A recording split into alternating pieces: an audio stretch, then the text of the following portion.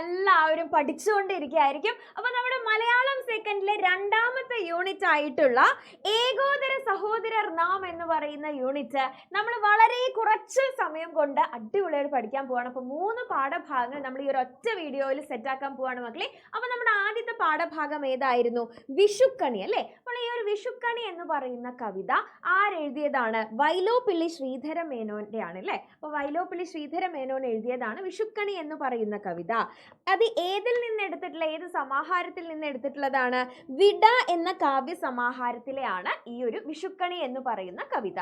ഇനി എന്താണ് നമ്മുടെ ഒരു കവിതയിലൂടെ പറയുന്നത് അല്ലെ. അപ്പൊ ഒരു കുഞ്ഞു കുട്ടി അല്ലെ, ഒരു ചെറിയ കുട്ടി, ആ ഒരു കുട്ടിയുടെ കാഴ്ചപ്പാടിലൂടെ ഒരു വിഷു ദിവസം ആ കുട്ടി കാണുന്ന കാഴ്ചകൾ, അല്ലെങ്കിൽ ആ ഒരു കാഴ്ചപ്പാടിലൂടെ നമ്മുടെ സമൂഹത്തിൽ ഇന്നും നിലനിന്നുകൊണ്ടിരിക്കുന്ന അസമത്വത്വം, അതേപോലെ തന്നെ എല്ലാവരെയും ഒരുപോലെ കാണാത്തത്, ധനത്തിന്റെ പേരിലാണെന്നുണ്ടെങ്കിലും മറ്റെല്ലാ കാര്യങ്ങളിലാണെങ്കിലും ഇന്നും വേർതിരിവ് കാണുന്നതിനെ കുറിച്ചിട്ടും എല്ലാ വീടുകളിലും ഒരുപോലെ എല്ലാ കാര്യങ്ങൾ എന്നുള്ളതിനെ കുറിച്ചൊക്കെയാണ് നമ്മുടെ ഈ ഒരു കവിതയിലൂടെ കവി വ്യക്തമാക്കുന്നത്. അപ്പോൾ നമുക്ക് പറയുകയാണെന്നുണ്ടെങ്കിൽ ആദ്യം തന്നെ കണിക്കപ്പുറത്തെ ഇരുട്ട് എന്ന് പറയുന്നുണ്ട് അല്ലെ. അപ്പൊ അവിടെ എന്താ പറയുന്നത്?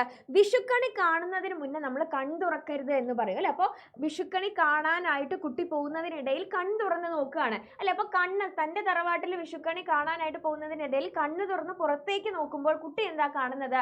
പുറമേ ഉള്ള തന്റെ കൂട്ടുകാരുടെ ഒക്കെ കുടിലുകളിലെല്ലാം എന്താണ്? ഇരുട്ടാണ് കാണുന്നത് അല്ലെ. അപ്പൊ കുട്ടിയെ സംബന്ധിച്ചിടത്തോളം അവൻ എങ്ങനെയാണോ വിഷു ആഘോഷിക്കുന്നത് അതുപോലെ തന്നെ തന്റെ കൂട്ടുകാരും അവരവരുടെ കുടിലുകളിൽ, അവരവരുടെ വീടുകളിൽ വിഷു ആഘോഷിക്കുന്നുണ്ടായിരിക്കും.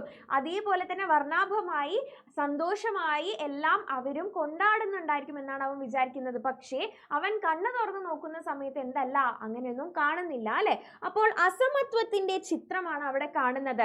തന്റെ ഉൾനാട്ടിലെ ചങ്ങാതിമാരുടെ വീടുകൾ ഇപ്പോഴും ഇരുട്ടിലാണോ എന്ന് കുട്ടി വേദനയോടെ അന്വേഷിക്കുന്നു അല്ലെ. അപ്പോൾ അവന്റെ വീട് എന്താണ്? വിഷുവൊക്കെ ആയിട്ട് വളരെ വെളിച്ചത്തിലും സന്തോഷത്തിലും സമൃദ്ധിയിലും ഒക്കെയാണ്. പക്ഷെ ഉൾനാട്ടിലുള്ള അവന്റെ കൂട്ടുകാരുടെ വീടുകളെല്ലാം ഇപ്പോഴും ഇരുട്ടിലാണോ എന്ന് ചോദിച്ചു കഴിഞ്ഞാൽ എന്താണ്? അവർക്ക് ഇതുപോലെ വലിയ കാര്യമായി വിഷു ഒന്നും ആഘോഷിക്കാൻ പറ്റുന്നില്ല. അതേപോലെ തന്നെ അവിടെ ഇപ്പോഴും എന്തല്ല, ഇവരും ഈ കുട്ടിയും ആ കുട്ടിയുടെ വീട്ടുകാരും എങ്ങനെയാണോ ആ ഒരു രീതിയിലല്ല അവന്റെ കൂട്ടുകാരുടെ വീടുകൾ എന്ന് പറയുന്നത് അല്ലെ. അവിടെ പണത്തിനാണെന്നുണ്ടെങ്കിലും ഭക്ഷണത്തിനാണെന്നുണ്ടെങ്കിലും എല്ലാത്തിനും എന്താണ്? ബുദ്ധിമുട്ട് അനുഭവിക്കുന്നുണ്ട് എന്നാണ് മനസ്സിലാക്കാൻ കഴിയുന്നത്. ദാരിദ്ര്യവും ക്ലേശങ്ങളും നിറഞ്ഞ ജീവിതം നയിക്കുന്നവർ ഇപ്പോഴും സമൂഹത്തിലുണ്ട്. തറവാടിനകത്ത് കണി ഒരുക്കിയ ഉരുളിയുടെ ഇത്തിരി വട്ടത്തിൽ മാത്രമേ, മക്കളെ ഈ ഒരു വാക്ക് ഇത്തിരി വട്ടം എന്ന് പറയുന്ന വാക്ക്, അപ്പോൾ ആ ഒരു ഉരുളിയുടെ ഇത്തിരി വട്ടത്തിൽ മാത്രമാണ് ഐശ്വര്യത്തിന്റെയും സന്തോഷത്തിന്റെയും വെളിച്ചമുള്ളതെന്നും ഈ വെളിച്ചം സമൂഹമാകെ പരക്കേണ്ടതാണെന്നും കുട്ടി തിരിച്ചറിയുന്നു അല്ലെ. അപ്പൊ അവന്റെ വീട്ടിലെ ആ ഒരു ഉരുളിയിലെ ആ ഒരു വട്ടത്തിൽ മാത്രമല്ല, സമൂഹത്തിലെ എല്ലായിടത്തും ആ ഒരു ഐശ്വര്യം പരക്കേണ്ടതാണ് എന്ന് കുട്ടി ആലോചിക്കുകയാണ് അല്ലെ. അവൻ വിചാരിക്കുകയാണ്. വെളിച്ചം ഒരു പ്രതീക്ഷ. ഇനി എന്താണ് കുട്ടിയുടെ മനസ്സിലെ ഇത്തിരി വെളിച്ചം എന്ന് പറയുന്നത്? അപ്പൊ ഇത്തിരി വെട്ടം എന്ന് പറയുന്ന ആ ഒരു വാക്ക് എന്തിനെയാണ് സൂചിപ്പിക്കുന്നത്? അവന്റെ മനസ്സിലെ പ്രത്യാശയാണ് അല്ലെ. അതായത് എല്ലാ സാമൂഹിക വിഭവങ്ങൾ എന്ന് പറഞ്ഞു കഴിഞ്ഞാൽ എന്താ? വിദ്യാഭ്യാസം, ജോലി, സാമ്പത്തിക സുരക്ഷ, അവസര സമത്വം, സാഹോദര്യം, ഇതെല്ലാം എന്താണ്? എല്ലാവർക്കും ലഭ്യമാകുമ്പോൾ അല്ലെ, സമൂഹത്തിലെ എല്ലാ ആളുകൾക്കും ലഭ്യമാകുമ്പോൾ മാത്രമേ യഥാർത്ഥത്തിൽ ഐശ്വര്യമുണ്ടാകൂ എന്ന് പറയുകയാണ്. കവി വിഭാവനം ചെയ്യുന്നത് എന്താണ്? അസമത്വത്തിൽ നിന്ന് മോചിതമാകുന്ന ഒരു നവലോകത്തിന്റെ അനിവാര്യത അല്ലെ. അപ്പോൾ ഇന്നും സമൂഹത്തിൽ എന്താണ്? പലതരത്തിലുള്ള വിവേചനങ്ങളും അസമത്വങ്ങളും ഒക്കെ നേരിട്ട് കൊണ്ടിരിക്കുന്നുണ്ട്. അതിൽ നിന്നെല്ലാമുള്ള ഒരു മോചനമാണ് കവി എന്ത് ചെയ്യുന്നത്? ആ കവി ആഗ്രഹിക്കുന്നത്, അല്ലെങ്കിൽ കവി ഇതിലൂടെ വിഭാവനം ചെയ്യുന്നത്. ഇനി ഐശ്വര്യ ദേവതയുടെ പരിമിതി അല്ലെ. അപ്പൊ കുട്ടി പറയുന്നത് എന്താ? ഒരു ഇത്തിരി വെട്ടത്തില് ഉള്ളിൽ മാത്രമാണ് ഐശ്വര്യ ദേവത അല്ല. ഐശ്വര്യ ദേവത എല്ലാവരുടെ വീടുകളിലും ഒരുപോലെ നിൽക്കേണ്ടതാണ് അല്ലെ. ആരോടും എന്താ പക്ഷഭേദമൊന്നും കാണിക്കാൻ പാടില്ല അല്ല. ഐശ്വര്യ ദേവത എല്ലാവരിലും എത്തേണ്ട ആളാണ് അല്ലെ. ഐശ്വര്യത്തിന്റെ ദേവതയായ ലക്ഷ്മിക്ക് ചെറുവട്ടത്തിൽ ഒതുങ്ങാൻ കഴിയില്ല എന്ന് കുട്ടി മനസ്സിലാക്കുന്നു. സമ്പത്ത് ചിലയിടങ്ങളിൽ മാത്രമായി കേന്ദ്രീകരിക്കുന്ന അസമത്വം, അനീതിയുമാണ് ചെറുവട്ടം എന്ന പ്രയോഗത്തിലൂടെ കവി കവി വരച്ചിരുന്നത് അല്ലെ. അപ്പൊ സമ്പത്ത് എന്താണ്, ചില ആളുകളിൽ മാത്രമായിട്ട് ഇരിക്കുകയാണ് അല്ലെ, എല്ലാവരിലേക്കും എത്തുന്നില്ല. എല്ലാവരിലേക്കും ഒരുപോലെ എത്തുമ്പോഴാണ് എന്ത്, എല്ലാവർക്കും ഒരുപോലെ ഐശ്വര്യവും സമൃദ്ധിയും എത്തുന്നത്. പക്ഷേ ഇവിടെ എന്താ, ചില ആളുകളിൽ മാത്രമായിട്ട് എന്ത് നിൽക്കുന്നു, സമ്പത്ത് കൂമ്പുകൂടി ഇരിക്കുകയാണ് ചെയ്യുന്നത്. കൈനീട്ടത്തിലെ ദാരിദ്ര്യം, ഈ വലിയ ആളുകൾ അല്ലെങ്കിൽ പൈസ ഉള്ള ആളുകളൊക്കെ എന്ത് ചെയ്യാൻ, വിഷു ആവുന്ന സമയത്ത് ദരിദ്രരായിട്ടുള്ള ആൾക്കാർക്ക് വലിയ കാര്യം എന്നോണം അല്ലെ, തങ്ങൾ എന്തോ വലിയ കാര്യം ചെയ്യാണ്, ദാനം ചെയ്യാണ് എന്നൊക്കെയുള്ള പേരിൽ ആ ഒരു രീതിയിൽ എന്ത് ചെയ്യുന്നുണ്ട്, അവർക്ക് കൈനീട്ടം കൊടുക്കുന്നുണ്ട് അല്ലെ, വെള്ളിക്കാശ് കൊടുക്കുന്നുണ്ട്. അതെന്തോ വലിയ കാര്യമായിട്ടാണ് കാണുന്നത്. പക്ഷെ അതെന്താണ്, കപടമായ ആദർശബോധമാണെന്ന് കുട്ടി പറയുകയാണ് അല്ലെ. അപ്പോൾ ഈ കപടമായ ആദർശബോധം യഥാർത്ഥ സാമൂഹിക നീതി നൽകുന്നില്ല, പകരം ഉള്ളവർ അവരുടെ സമ്പത്തിന്റെ അധികാരം നിലനിർത്താൻ ശ്രമിക്കുന്നു അല്ലെ. ഉള്ളവർ എന്താണ്, അവരുടെ സമ്പത്തിന്റെ അധികാരം നിലനിർത്താൻ വേണ്ടിയിട്ടാണ് ഈ ഒരു കാര്യം ചെയ്തുകൊണ്ടേയിരിക്കുന്നത്. ഐശ്വര്യ ദേവതയെ തരം താഴ്ത്തൽ, എന്താ ചെയ്യുന്നത്, ക്ലാവ് പിടിച്ച വാൽക്കണ്ണാടിയിൽ ചേർത്ത് വെച്ച് ഐശ്വര്യ ദേവതയെ തങ്ങൾ തരം താഴ്ത്തുകയല്ലേ എന്ന് കുട്ടി സംശയിക്കുകയാണ് ഇവിടെ. ഉദാരതയുടെ പര്യായമായ ഐശ്വര്യ ദേവത ചിലരിലേക്ക് മാത്രമായി ഒതുങ്ങുന്ന അസമത്വത്തിന്റെ വക്താവാകാൻ സാധിക്കുകയില്ല അല്ലെ, ചിലരിലേക്ക് മാത്രം ഒതുങ്ങിക്കൂടാൻ സാധിക്കുകയില്ല എന്ന് പറയുകയാണ്. അപ്പൊ അത്രയുമാണ് നമ്മുടെ വിഷുക്കണി എന്ന് പറയുന്ന പാഠഭാഗം. ഓക്കെ, അപ്പോൾ സമൂഹത്തിൽ നിലനിൽക്കുന്ന അസമത്വത്തിനും വിവേചനത്തിനും ഒക്കെ എതിരെയായിട്ട് നല്ലൊരു നാളെ സ്വപ്നം കാണുന്ന കവിയാണ് നമുക്ക് ഇവിടെ കാണാൻ സാധിക്കുന്നത്. അപ്പോൾ സമൂഹത്തിൽ നിന്നും ദാരിദ്ര്യവും അസമത്വവും വിവേചനവും എല്ലാം തുടച്ചു നീക്കി അല്ലെ, എല്ലാവരെയും ഒരുപോലെ കണ്ട് എല്ലാവരിലേക്കും ഒരുപോലെ സമൃദ്ധി എത്തിച്ച് ആ ഒരു നല്ല നാളേക്ക് വേണ്ടിയിട്ടുള്ള ആഗ്രഹം അല്ലെങ്കിൽ നല്ല നാളെ വരണം എന്ന് ആഗ്രഹിക്കുന്നതാണ് കവി നമുക്ക് ഈ ഒരു കവിതയിലൂടെ കാണിച്ചു തരുന്നത്. അതൊരു കുട്ടിയുടെ കാഴ്ചപ്പാടിലൂടെ, കുട്ടിയുടെ കണ്ണിലൂടെ നമുക്ക് മുന്നിൽ വരച്ചു കാട്ടുകയാണ് ചെയ്യുന്നത്. അതാണ് നമ്മുടെ ആദ്യത്തെ പാഠഭാഗം. രണ്ടാമത്തെ പാഠഭാഗം എന്ന് പറയുന്നത് ആനന്ദാശ്രുക്കൾ. സാറാ തോമസ് എഴുതിയിട്ടുള്ളത് ആനന്ദാശ്രുക്കൾ എന്ന് പറയുന്ന പാഠഭാഗം. അനാഥത്വത്തിന്റെ ഏകാന്തതയിൽ നിന്നും സ്വന്തം മനഃശക്തി കൊണ്ട് വിജയം കൈവരിച്ച ഒരു ബാലന്റെ കഥ ഹൃദയസ്പർശിയായി അവതരിപ്പിക്കുന്ന നോവലിലെ ഒരു ഭാഗമാണ് എന്ത്, ആനന്ദാശ്രുക്കൾ. അപ്പൊ ആനന്ദാശ്രുക്കൾ എന്ന് പറയുന്നത് ശരിക്കും എന്തിന്റെ ഭാഗമാണ്, ഒരു നോവലിലെ ഭാഗമാണ്. ഓക്കെ, നോവലിലെ ഭാഗമാണ് ആനന്ദാശ്രുക്കൾ. കർമ്മലിഞ്ഞ മഠത്തിൽ മാതാപിതാക്കൾ ആരെന്നറിയാതെ ഉൾവരിഞ്ഞ് ജീവിച്ച ജോസിന്റെ കഥയാണ് സാറാ തോമസിന്റെ ഈ നോവൽ ഭാഗം എന്ന് പറയുന്നത്. അപ്പോൾ സാറാ തോമസിനെ കുറിച്ച് നിങ്ങൾ രണ്ടുപേരും മനസ്സിലാക്കി വെക്കുക. കേരളത്തിൽ നിന്നുള്ള ഒരു ഇന്ത്യൻ മലയാള ഭാഷ എഴുത്തുകാരി. 1934 സെപ്റ്റംബർ 14 തിരുവനന്തപുരം ജില്ലയിലാണ് ജനിച്ചത്. 1971 മുറിപ്പാടുകൾ എന്ന നോവൽ പ്രസിദ്ധീകരിച്ചതിനു ശേഷം അവർ സാഹിത്യരംഗത്ത് ശ്രദ്ധേയായി.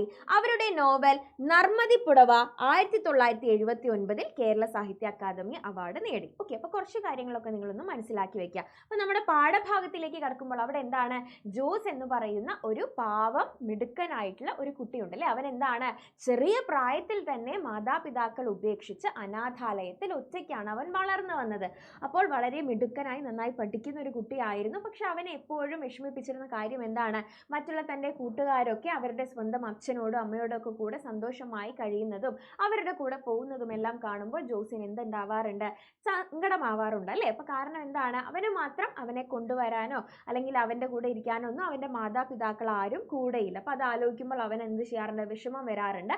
ആ ഒരു സമയത്ത് ഫാദർ ഫ്രാൻസിസ്, അനാഥാലയത്തിലെ ഫാദർ ആയിട്ടുള്ള ഫാദർ ഫ്രാൻസിസ് അവനെ വന്ന് എന്ത് ചെയ്യും, ആശ്വസിപ്പിക്കും അല്ലേ. മകനെ, നീ വിഷമിക്കരുത്, പഠിക്കണം, നല്ല നിലയിൽ വരണം എന്ന് പറഞ്ഞ് അവനെ ഉപദേശിക്കും.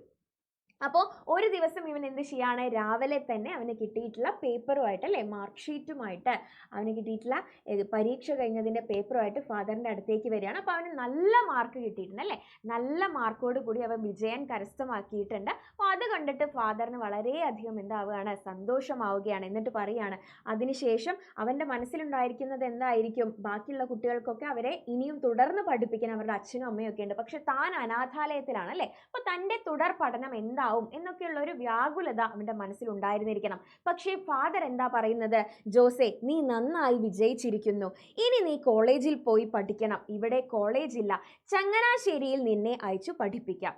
അച്ഛൻ്റെ അഭിപ്രായം ജോസിൽ ആനന്ദം നിറച്ചു. അവൻ കൂട്ടുകാരനോടും ഈ ഒരു കാര്യം, അല്ലെ, അവൻ പഠിക്കാൻ പോവുകയാണ്, ചങ്ങനാശ്ശേരിയിൽ കോളേജിൽ ചേർന്ന് പഠിക്കാൻ പോവുകയാണെന്നുള്ള കാര്യം കൂട്ടുകാരനോടും പറയുകയാണ്. ആ ഒരു സന്തോഷം പങ്കുവയ്ക്കുകയാണ്.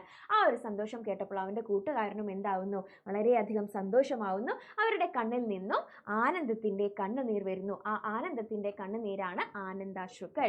അപ്പോൾ ഇത്രയുമാണ് നമ്മുടെ രണ്ടാമത്തെ പാഠഭാഗം എന്ന് പറയുന്നത്. വളരെ സിമ്പിൾ ആയിട്ടുള്ള പാഠഭാഗമാണ്. ഇതിൽ പ്രധാനപ്പെട്ടിട്ടുള്ള 2 കഥാപാത്രങ്ങളാണ് വരുന്നത്. ഒന്ന് നമ്മുടെ കുട്ടിയായിട്ടുള്ള ജോസും, രണ്ടാമത് ഫാദർ ഫ്രാൻസിസും. ഇവരുടെ കഥാപാത്ര നിരൂപണം എഴുതാൻ നമുക്ക് ചോദിക്കാവുന്നതാണ്. എൻ്റെ കുട്ടികൾ എന്ത് ചെയ്യണം? പഠിച്ചിട്ടേ എക്സാമിന് പോകാവൂ. റെഡിയാണല്ലോ മക്കളെ? സെറ്റ് അല്ലേടാ? ഇനി നമ്മുടെ മൂന്നാമത്തെ പാഠഭാഗമാണ് കിത്തളു. കിത്തളു എഴുതിയിട്ടുള്ളത് ആരാണ്? സുകുമാരൻ ചാലിഗദ്ദ. അപ്പൊ ആരാണ് സുകുമാരൻ ചാലിഗദ്ദ? സുകുമാരൻ ചാലിഗദ്ദ റാവുള ഭാഷയിൽ എഴുതിയ കവിതയാണ് കിത്തളു എന്ന് പറയുന്നത്. കാടുമായും കാട്ടിലെ ജീവജാലങ്ങളുമായും ഉള്ള ആഴത്തിലുള്ള ബന്ധത്തിന്റെ നേരനുഭവമാണ് ഈ കവിത. ഓക്കെ, അപ്പോൾ കാട്ടിലെ കാര്യങ്ങളൊക്കെ പ്രധാനമായും എന്താണ്? കാട്ടിലെ ഗോത്രവർഗത്തിൽപ്പെട്ടിട്ടുള്ള മനുഷ്യർ അനുഭവിക്കുന്ന അവസ്ഥ, അവരുടെ ആ ഒരു സാമൂഹിക അവസ്ഥയിൽ നിന്നും അവർക്ക് മുന്നോട്ട് വരാൻ സാധിക്കാത്തതിൻ്റെ ആ ഒരു അവസ്ഥയെക്കുറിച്ചൊക്കെയാണ് സുകുമാരൻ ചാലിഗദ്ദ ഈ ഒരു കവിതയിലൂടെ നമുക്ക് പറഞ്ഞു തരുന്നത്, ഈ ഒരു പാഠഭാഗത്തിലൂടെ നമുക്ക് പറഞ്ഞു തരുന്നത്. ഓക്കെ, അപ്പോൾ പാഠഭാഗത്തിലേക്ക് നമ്മൾ കടക്കുകയാണെന്നുണ്ടെങ്കിൽ, ഇന്നലെ ഒരു കാട്ടാന പ്രസവിച്ചു വീണ കുഞ്ഞ് കറുത്തതാണ്. ഈ ഒരു പാഠഭാഗത്ത് നമുക്ക് ഒരുപാട് പ്രധാനപ്പെട്ടിട്ടുള്ള വരികളുണ്ട്. ആ വരികളെല്ലാം എൻ്റെ കുട്ടികൾ പഠിച്ചിരിക്കണം കേട്ടോ. ഓക്കെ, മരങ്ങൾ തിങ്ങി നിറഞ്ഞ തണലായി കാട്ടിൽ നീർപക്ഷി മുങ്ങി നിവരുന്ന കുഴിയിൽ മീനുകൾ പരസ്പരം മത്സരിച്ച് അതിരുപോലെ സഞ്ചരിക്കുന്നു. മരത്തിൽ നിറയെ മരവാഴപ്പൂക്കൾ ധാരാളം പെണ്ണിനെ അന്വേഷിക്കുന്നു. മുങ്ങാം കുഴിയിട്ട് നടക്കുന്ന മീനിന് മുക്കുത്തി ആഭരണം വേണം. ഒന്നാരം പുഴയിലെ കല്ലുകൾ പരസ്പരം ഉരുമി നരസിപ്പുഴയ്ക്ക് നര വന്നു കഴിഞ്ഞു. ഓക്കെ, അപ്പൊ ഒന്നാരം പുഴയിലെ കല്ലുകൾ പരസ്പരം ഉരുമി, അതേപോലെ തന്നെ നരസിപ്പുഴയ്ക്ക് നര വന്നു കഴിഞ്ഞു. ഈ വാക്യങ്ങളൊക്കെ നിങ്ങൾ എന്ത് ചെയ്യണം? ശ്രദ്ധിക്കണം കേട്ടോ. പൊൻകുഴി പുഴക്കുന്നും ചുമന്നുകൊണ്ട് കാട്ടിലേക്ക് ഓടിപ്പോവുകയും ചെയ്തു. ഒളിഞ്ഞു നോക്കുന്ന കൈതപ്പൂവിന് വഴി വെട്ടിക്കൊടുക്കുന്ന കാറ്റും ചുറ്റും പലതും ആലോചിച്ചുറങ്ങിയ കാട്ടുമുയലിന് പുല്ലുകളാണ് വല നെയ്തിരിക്കുന്നത്. ഓക്കെ, പുഴ വെട്ടി നീന്തുന്ന വാളയ്ക്കും കരവെട്ടി പാടുന്ന ഏട്ടക്കൂരിക്കും എന്തൊരു ഭംഗിയാണ്. ആ മലകൾക്ക് കണ്ണു പറ്റിയിട്ടുണ്ട്. കുത്തിവീണ കല്ലുകളെല്ലാം വെളുത്ത ചോര കക്കുന്നു. ഞാൻ ഓടിച്ചാടി കടന്നുപോല ചോലക്കല്ലുകളെല്ലാം അങ്ങാടി കാണുന്നു. ഞാൻ ഇരുന്നിരുന്ന മരത്തിലെല്ലാം വഴുവഴുപ്പാണ്. 7 മലകൾ ചാടിയിട്ടും 7 പുഴകൾ കടന്നിട്ടും ഏട്ടക്കൂരി തിരിച്ചിറങ്ങി.